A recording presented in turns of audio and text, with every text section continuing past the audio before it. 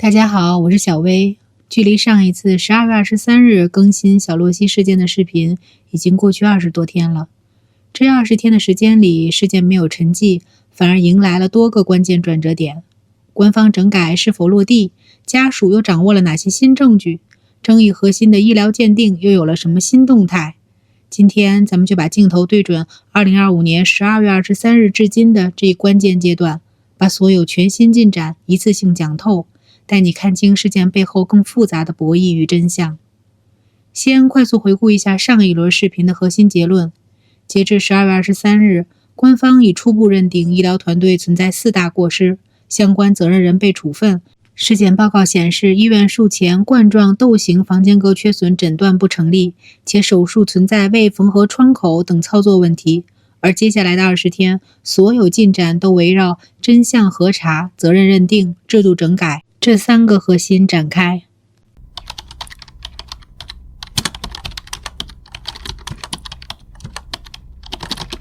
首先从12月23日当天的一个关键澄清开始。上一轮视频发布后，网上流传出宁波大学附属妇女儿童医院小儿心胸外科住院部已关闭，手术全面暂停的消息，引发不小争议。就在12月23日下午，医院联合进驻的宁波市工作组通过央广网正式澄清，所谓住院部关闭是不实信息，科室正常接诊只是个别闲置病房临时调整，同时还公布了24小时医患沟通热线，专门回应公众和患者的质疑。更重要的是，官方首次披露了整改的具体落地进展，这也是12月23日后的核心新信息。之前大家普遍质疑的手术间全景监控无存储功能问题，终于有了实质性动作。进驻工作组已经督促医院启动手术间监控系统升级，明确要求新系统必须实现全景摄像头24小时存储，保存期不少于90天，并且要接入宁波市卫健委的统一监管平台。目前，监控设备的招标采购工作已经完成，正在推进安装调试，这算是整改中最关键的一个突破。另外2项整改也在同步推进。一是全面核查2024年以来医院所有小儿心脏手术的病例，重点排查诊断一致性和手术指征合理性。简单说，就是要倒查有没有类似小洛西这样的误诊、过度医疗情况。这项工作原本计划12月底结束，目前虽未公布最终结果，但已进入收尾阶段。2是建立术中突发情况15分钟内告知家属的硬性制度，还把这项要求纳入了医院的绩效考核，算是针对性解决之前术中不告知的核心痛点。不过这里也有个细节值得注意，官方只是推进了整改，却没公布之前初步处分人员的进一步处理。之前被免职的主刀医生、麻醉科主任、背弃大过的院长，后续是否会追究刑事责任？官方的说法是等待医疗事故鉴定结论后，再依法依规严肃处理。这也让后续的鉴定结果变得更加关键。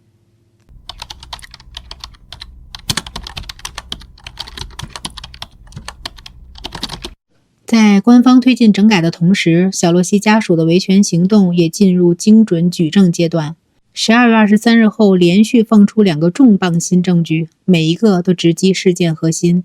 第一个重磅证据是1月5日公布的完整证据包。此前家属只披露了尸检报告的部分内容。1月5日，在收到宁波市卫健委医院不存在病例造假的答复后，小洛西爸爸直接在社交平台公布了全套资料，包括住院病历、完整的司法鉴定意见书、CTA 原始影像和所有检查检验报告。这么做的目的很明确，既然官方说病例没问题，那就把完整证据摆出来，让公众和专业人士一起监督核查。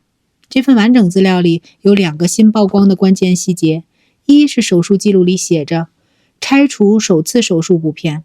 但尸检报告显示小洛西心脏里还残留一块 1.4 厘米乘 0.5 厘米的游离心包补片，根本没拆干净，这进一步坐实了手术操作的不规范。2是术前 CTA 检查显示2肺下液散在渗出，但医院没有任何针对性治疗就直接安排手术。家属质疑，这可能也是术后感染、呼吸衰竭的诱因之一。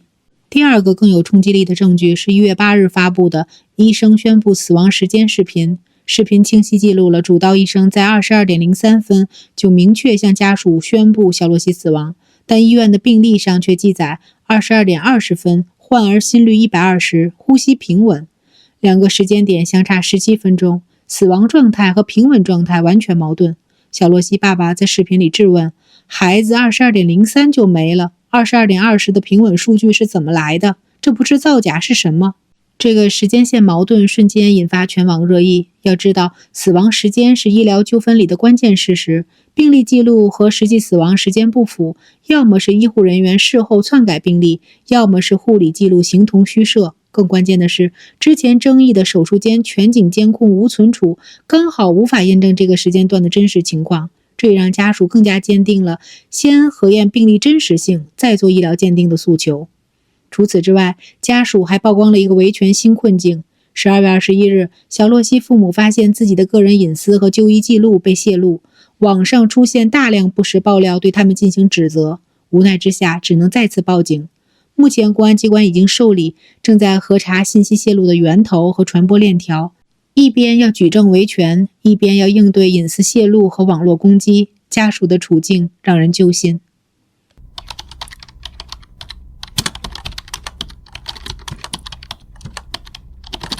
随着家属举证的深入，原本暂停的医疗事故技术鉴定在12月23日也有了新动态，但随之而来的是一场更大的争议——程序正义之争。根据最新消息，宁波市卫健委计划在1月12日单方面启动医疗事故技术鉴定，但这个决定遭到了小洛西家属的坚决反对。双方的矛盾焦点集中在鉴定的前提是否成立。家属的核心理由很简单，现在病历的真实性还没核实清楚，死亡时间矛盾，补片残留与手术记录不符，这些关键问题都没解决。在这样的前提下做鉴定，相当于用可能造假的材料当依据，鉴定结果根本不具备法律效力。更重要的是，家属提出了2个合理诉求。第一，先由第三方独立机构对电子病历进行真实性核验，包括核查修改记录，确认数据真伪，解决当前的病例争议。第二，要求由中华医学会主导鉴定，而不是由地方卫健委组织，理由是地方医学会可能存在地方保护，难以保证公正。针对这个争议，不少医疗纠纷律师也发声支持家属。律师们明确指出，根据医疗事故处理条例，医疗事故鉴定必须由医患双方共同委托，或者法院指定。卫健委单方面强行启动鉴定的行为本身就违反了程序规定，即便做出鉴定结果，也很可能被法院认定为无效证据。截至目前，1月12日的鉴定是否如期启动还没有明确消息，但这场程序之争已经让事件的复杂性又上了一个台阶。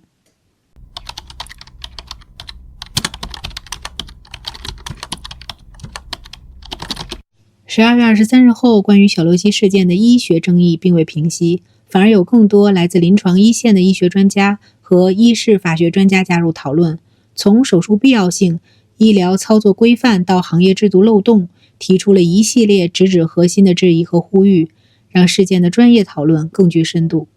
首先是临床医生对手术决策合理性的集中追问。上海交通大学医学院附属瑞金医院主任医师詹世坤就明确表示，这起事件在业界引起了很大震动。他直接提出5个关键疑问：一是5月龄孩子被诊断为静脉窦型房间隔缺损，主刀医生是否充分考虑了手术时机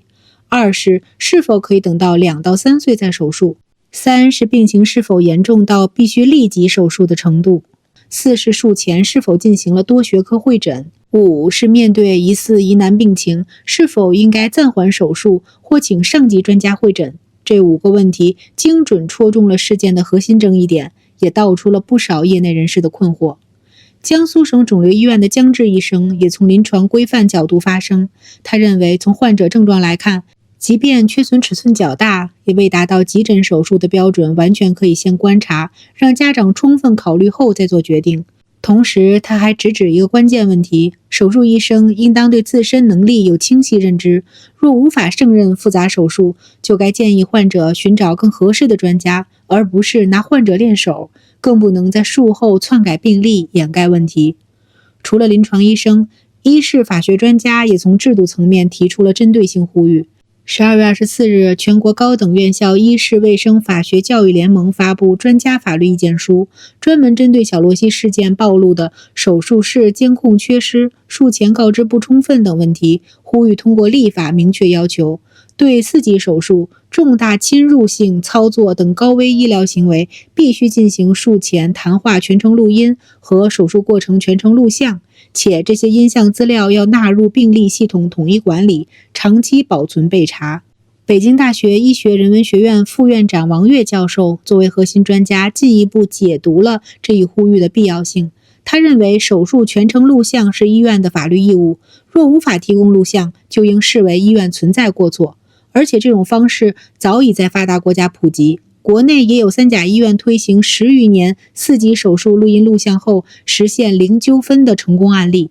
足以证明其有效性。值得一提的是，专家们还澄清了之前关于缺损尺寸的争议误解。有儿童心外科专家结合《儿童常见先天性心脏病介入治疗指南2025》解读，临床上5月龄婴儿1厘米左右的房缺，若没有喂养困难、反复肺炎等症状，并非必须紧急手术。尸检报告显示的1厘米缺损是心脏停止跳动后萎缩导致的尺寸变化，与术前超声显示的3毫米缺损并非矛盾。核心争议仍在于医院是否基于错误诊断，夸大了手术必要性。多位专家一致认为，医院仅凭单一超声检查就确诊罕见的冠状窦性缺损，未进行造影等进一步验证，本身就存在重大诊疗疏漏。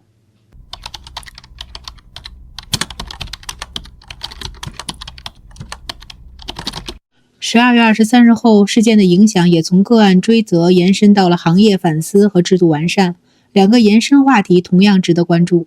第一个延伸话题是医疗隐私保护。小洛西家属的隐私泄露不是个例，很多医疗纠纷中都出现过患者信息被泄露、被网暴的情况。这次事件后，宁波市卫健委已经紧急下发通知，要求全市医院加强患者隐私保护，重点规范病历管理和信息系统权限，还明确了泄露隐私将追究行政或刑事责任的处罚标准，算是小洛西事件推动的一个制度小进步。第二个延伸话题是基层医院复杂儿科手术的能力边界。不少业内人士都在讨论，涉事医院的主刀医生2022年至今独立开展的小儿心脏手术只有几十例，而全国顶尖的部外医院每年这类手术量达4000多例。基层医院是否具备开展复杂小儿心脏手术的能力？是不是应该建立复杂手术转诊机制，避免因为能力不足导致医疗事故？甚至有建议提出，应该修订婴儿先心病手术指征专家共识，明确早产儿缺损干预的年龄和尺寸标准，避免再出现类似的争议。